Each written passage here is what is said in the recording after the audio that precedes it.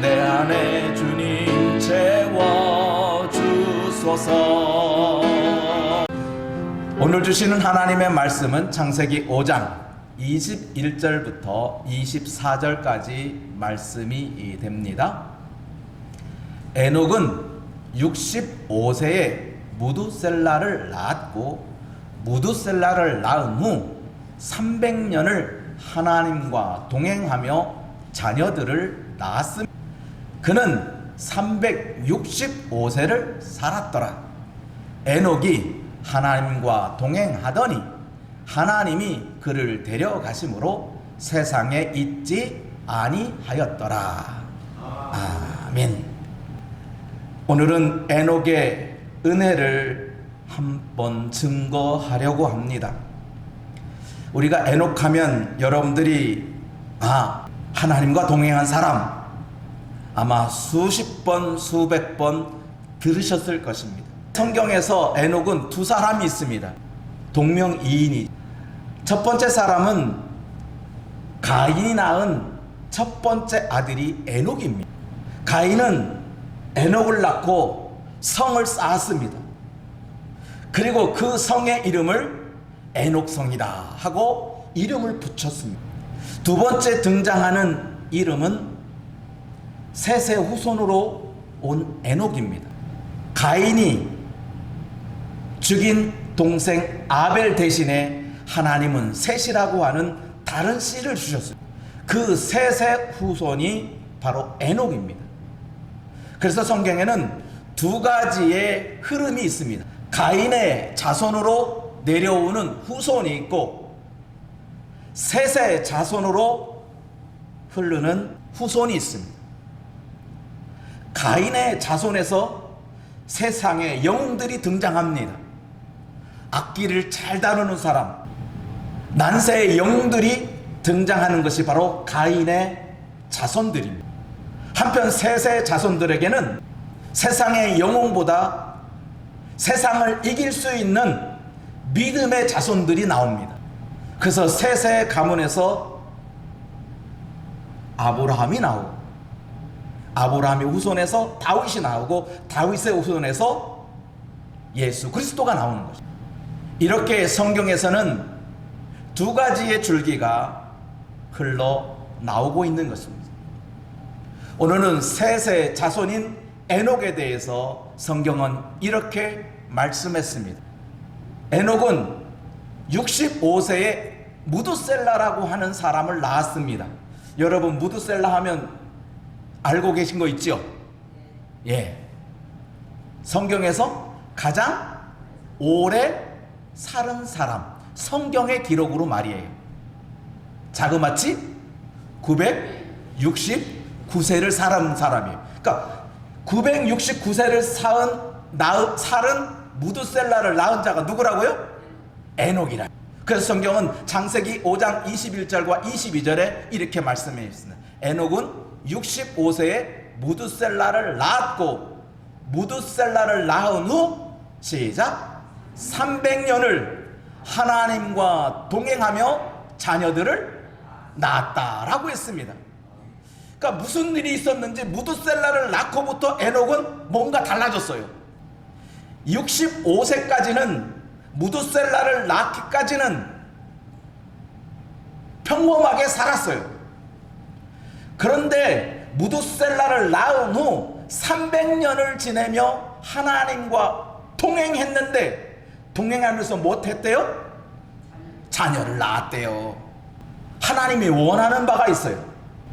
미가 선지자는 우리에게 이렇게 가르치고 있어요. 8절 같이 한번 읽습니다. 사람아, 주께서 선한 것이 무엇임을 내게 보이셨나니 여호와께서 내게 구하시는 것은 오직 정의를 행하며 인자를 사랑하며 겸손하게 내 하나님과 함께 행하는 것이 아니냐. 하나님과 함께 행하는 것, 이게 뭐예요? 동행이에요. 미가 선지자는 이것을 우리에게 가르쳤어요. 하나님께서 너희에게 구하는 것이 무엇인 줄 아느냐? 오직 정의, 오직 인자를 사랑하는 것, 겸손하게 내 하나님과 뭐예요? 동행하는 거예요. 함께 하는 거예요. 함께 행하는 것이, 이렇게 하나님은 미가 선지자를 통해서 하나님이 원하시는 것이 나와 동행하기를 원하시는 것이라 하는 것을 알 수가 있어요. 그러므로 에녹이 하나님과 동행했다는 것은 하나님이 원하시는 그 일을 했다는 거예요. 그렇다면 우리가 여기서 생각해야 됩니다. 동행하는 것은요, 마음과 뜻과 정성이 있어야 합니다. 마음이 딴 데가 있고 뜻이 다르고 정성이 없으면 동행한다는 것은 불가능합니다. 우리 주변에서 이 동행의 증거를 우리는 부부 관계에서 찾을 수가 있어요. 여러분, 자식과 평생토록 동행할 수 있습니까? 없습니까? 아마 자식과 평생 동행할 수 있다고 생각하는 사람은 극히 드물 겁니다. 결혼하면 끝이요. 너도 새 가정을 꾸려서 너의 반려자를 만나서 그와 함께 지내는 것이 부모의 소망이에요. 하지만 부부는 달라요. 부부는 함께 동행하는 자예요. 그런데 한 이불 속에 지내면서 서로 등대고 자면 그게 동행입니까? 한 집안에 살면서 따로 밥상을 차려, 그게 동행입니까? 같은 공간과 같은 시간 속에 함께 있다고 한들 그건 동행한다고 말할 수 없어요. 눈과 눈이 마주치고 마음과 마음이 같고 사랑과 진정이 있을 때 비로소 부부가 함께 하고 있다는 것을 말하는 것이지, 같은 시간 같은 공간 속에 있다고 해서 동행하는 것은 아니에요. 그래서 하나님께서 동행이라고 하는 것을 이렇게 우리에게 가르쳤어요. 이스라엘아 들으라, 우리 하나님 여호와는 오직 유일하신 여호와시니, 5절 말씀 같이 있습니다. 너는 마음을 다하고 뜻을 다하고 힘을 다하여 내 하나님 여호와를 사랑하라는 거예요. 다른 말로 하면 동행은 사랑하지 아니하면 안 된다는 거예요. 부부가 같이 걸어가고 있어요. 동행하고 있어요. 그런데 남편이 아리따운 여자를 쳐다봤어요. 그러면 툭 치지요. 그만 봐. 그만 보라고. 왜 나하고 함께 하고 있는데 딴 데 보면 안 된다는 거죠. 참 재미난 일이 있었어요. 부부가 걸어가고 있는데 아내는 꽃을 보면서 우와 우와 이쁘다 이쁘다 그러고 있는데 옆에 있는 남편은 한다는 소리가, 이쁘기 뭐가 이뻐? 꽃을 보며 좋아하는 아내를 보고 남편이 함께 즐겨하지 않아요. 그러면 옆에 있는 아내는 뭐라고 그래요? 비켜! 따로 가! 따로 가라는 거지. 그래요. 동행은 몸과 마음과 생각이 같아야 되는 거예요. 특별히 하나님은 몸과 마음과 정성을 보시는데, 하나님이 네 마음을 다하지 않고 정성을 다하지 않고 하나님이 함께 할 수 있는, 사람은 속기 때문에 함께 동행할 수 있어요. 속으면. 근데 하나님은 그게 통하지 않거든요. 그걸 통할 수가 없어요. 300년 동안 하나님과 동행했다는 것은 에녹의 마음과 뜻과 정성이 하나님과 동일했다는 거예요. 같았다는 거예요. 생각하는 것이나 보는 것과 가는 것과 먹는 것과 마시는 것이 하나님이 원하는 것으로 했다는 거예요. 이건 엄청난 일이에요. 300년을 하나님과 동행했다는 것은 그저 단순히 한 문장에 불과한 이야기지만 이것은 엄청난 은혜예요. 우리는 기껏해야 부부가 100년도 회로하지 못하면서 동행하는 게 얼마나 힘들다는 거 알잖아요. 동행이 결코 쉬운 일이 아니에요. 부부가 평생토록 함께 정말로 산다는 것 결코 쉬운 일이 아니에요. 이것은 또 믿음 없이는 안 돼요. 믿지 아니하면 도저히 함께 할 수 없어. 또한 사랑이 없으면 이것은 불가능한 일이에요. 아무리 원수 같은 평생 원수로 사는 남편이어도 사랑하니 참는 거야. 사랑의 대상이 당신이기 때문에 원수 같은 남편도 함께 지내는 거예요. 동행할 수 있는 거예요. 요즘 그것이 문제가 되어서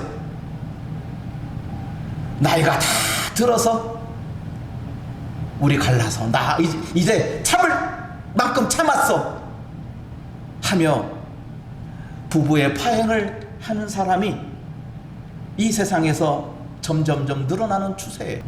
하지만 우리가 사랑하니 믿으니 우리는 끝까지 가야 돼. 이것 때문에 안 된다가 아니라 그럴지라도 나는 간다. 왜? 당신과 나는 하나님이 짝지어준 거야.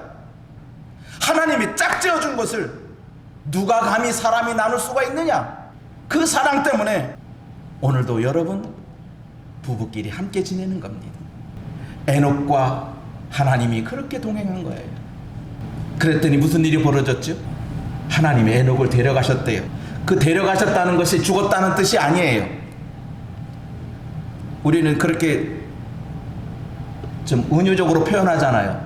어떤 사람이 죽은 것을 가지고 은유적으로 어떻게 표현해요? 하나님이 데려가셨대, 떠나셨대, 가셨대 라고 하는 표현을 쓰지요. 죽음에 대한 다른 표현이죠. 그런데 하나님의 에녹을 데려갔다라고 하는 것은 죽음에 대한 이야기가 아니에요. 그는 365세를 살았어요.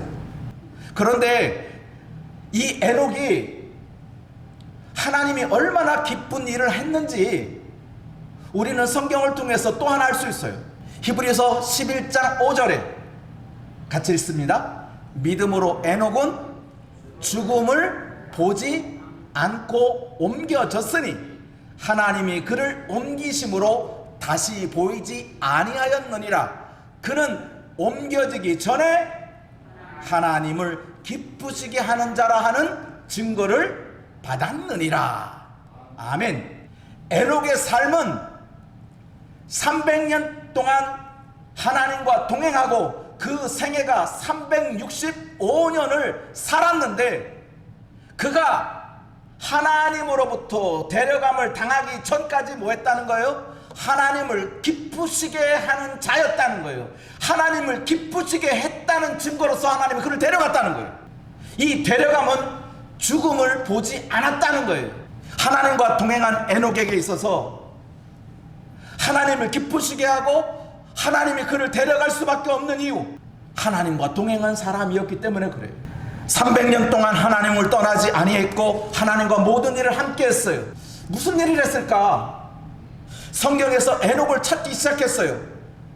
도대체 에녹이 무슨 일을 했을까? 창세기에서는 300년 동안 하나님과 동행했다, 하나님 그를 데려갔다, 세상에 있지 않았다, 이렇게 딱 끝났는데, 그러면 300년 동안 자녀를 낳았다고 하는 건 말고 그러면 도대체 에녹이 한 일은 무엇일까? 성경에 찾고 찾아보니 에녹이 한 일이 있었어요. 에녹이 무슨 일을 했는지 성경 말씀 유다서에 기록되어 있어요. 유다서에 보니까 1장 14절 아담의 7대 손 에녹이 이 사람들에 대하여 예언하여 이르되 보라, 주께서 그 수만의 거룩한 자와 함께 임하셨나니. 지금 에녹이 외치는 거예요. 에녹이 말하는 거예요. 예언하는 거예요. 수만의 거룩한 자와 함께 주께서 임하신다. 임하셔서 무엇하느냐? 15절 시작. 이는 무사람을 심판하사 모든 경건하지 않은 자가 경건하지 않게 행한 모든 경건하지 않은 일과 또 경건하지 않은 죄인들이 주를 거스려 한 모든 악한 말로 말미암아 그들을 정죄하려 하심이라 라고 선포한 거예요. 이걸 외친 거예요. 하나님과 함께 300년 동안 동행하면서 자녀를 낳고 자녀를 낳으면서 하나님 앞에 외친 말씀이 주께서 거룩한 수많은 천사와 함께 임하신다, 심판한다. 무슨 심판이냐? 경건하지 못한 것들, 경건하지 않은 것들, 모든 하나님이 거스리는 모든 악한 말에 대한 심판이에요. 하나님의 동행자 에녹이 세상에서 300년 동안 한 일은 자녀만 낳은 게 아니었어요. 자녀만 낳은 게 아니라 그는 하나님의 심판을 선포했어요. 주께서 거룩한 자와 함께 이 땅에 임할 것이다. 임하는데 무엇을 했느냐? 하나님을 거스려 모든 악한 말이 선포될 때 그 선포는 하나님의 심판이다, 정죄한다. 너희의 그 말이 하나님의 심판의 대상이 된다는 거예요. 우리는 이 세상의 악함을 너무나 잘 알고 있습니다. 얼마만큼 악하냐? 정말 입에 담지 않을 말들이 너무나 많이 행해지고 있어요. 말로 끝나는 게 아니에요. 너 죽여버리겠어, 그 말로 끝난 게 아니에요. 진짜 죽여버려요. 하나님이 이 세상에서 얼마나 흉악한 말이 펼쳐지는지 우리는 목도하고 있어요. 우리는 눈으로 보고 귀로 듣고 있어요. 톡톡 튀어요. 감정을 자극해요. 촉감을 일으켜요. 단어 한마디가 사람을 흥분시키는데 한 사람이 짱이요 하니까 옆에서 나도 그래서 왕따 하면서 금세 그 분위기가 달라지는 거예요. 차분해지고 정서적으로 좋아지는 게 아니라 분위기만 업되는 거예요. 그 분위기가 업돼서 좋은 일과 착한 일에 쓰여지면 상관없는데 이제 흥청망청이 돼버리는 거예요. 읽재, 먹자, 마시자, 즐기자, 이렇게 흥청망청의 세상이 되어버려요. 그런데 이게 믿지 않는 세상에서 펼쳐지는 이야기인데 이제 그게 믿는 자들 세계에 들어와 있어요. 정말 우리가 이 시대에 정신을 차리고 이 세상을 살아가야 되는 이유가 여기도 있는 거예요. 에녹이 하나님과 동행하면서 심판을 외쳤는데 그 심판의 외침은 하나님을 거스려 악한 말을 하나님은 심판한다는 거예요. 그 악한 말이란 사랑이 없는 말이에요. 사랑하는 마음으로 하지 않는 모든 악한 말이 이 세상은 팽배해요. 조금만 잘못한 사람 있으면 죽여버리라고 모든 사람이 그것을 동조하고 있어요. 조금만 실수하면 사람들은 저 사람 죽어 마땅한 사람이라고 자꾸 정죄하는데 바빠요. 우리는 분명히 오늘 에녹을 통해서 하나님과 300년 동안 동행해서 이 세상의 죽음을 보지 않고 하나님이 데려간 그 에녹의 삶을 통해서 우리가 한번 느껴보자는 거예요.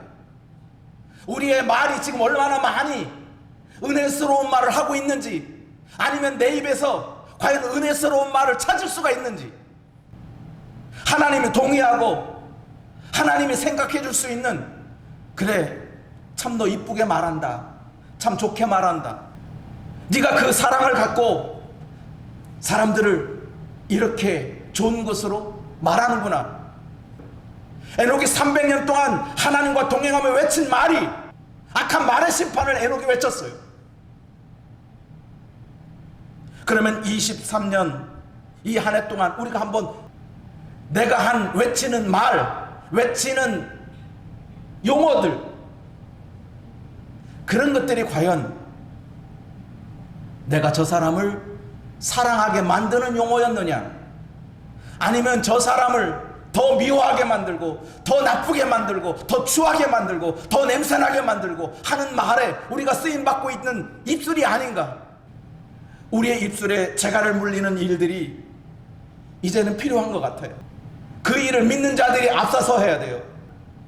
세상이 좀 사랑스러운 용어들이 펼쳐지도록,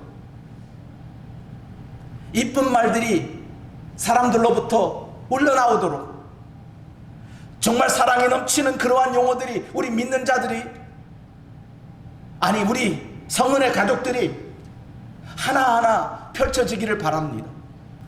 하나님 우리에게 사랑의 말을 하라고 입술을 주신 거예요. 찬송의 입이 악한 입으로 쓰여져서는 안 돼요. 에녹은 하나님의 심판을 예언했는데 그 예언은 하나님을 거스려서 한 모든 악한 말을 하나님은 심판한다는 거예요. 정죄한다는 거예요. 우리 옆에 사람하고 우리 사랑스러운 이야기를 한번 나눠보겠습니다. 당신은 너무나 멋있는 사람입니다.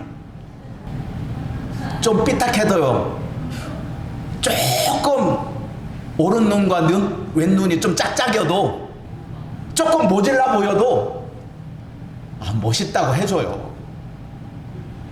그러면 멋있어 보인다니까요. 왜? 세상의 모든 사람은 짝짝이 눈을 갖고 있어요. 세상은 모든 사람이 오른눈과 왼쪽 눈이 똑같은 사람은 로봇밖에 없어. 로봇은 똑같아요. 인조인간 로봇은 똑같아요. 왼쪽과 오른쪽이. 하지만 사람은 왼쪽과 오른쪽이 똑같지가 않습니다. 그래요. 왼쪽과 오른쪽이 다른 것은 정상이야. 좀 삐딱해 보이는 것이 정상이라고요.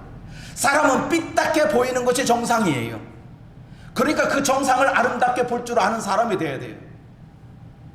그러니까 이제 2023년 이 에녹이 300년 동안 여호와와 동행하면서 경건하지 못한 말, 경건하지 않은 자들, 경건에 이르지 못한 말들, 그런 말을 사람들에게 심판이 외쳤다, 심판이 온다, 그 말에 대한 심판이 있다 라고 하는 말을 외쳤던 것처럼 이제 우리에 대한 이 언어의 사용을 2023년에는 좀 부드럽게, 멋지게, 감칠맛 나게 여러분 그렇게 은혜롭게 사는 한 해가 되길 간절히 축원합니다. 기도하겠습니다.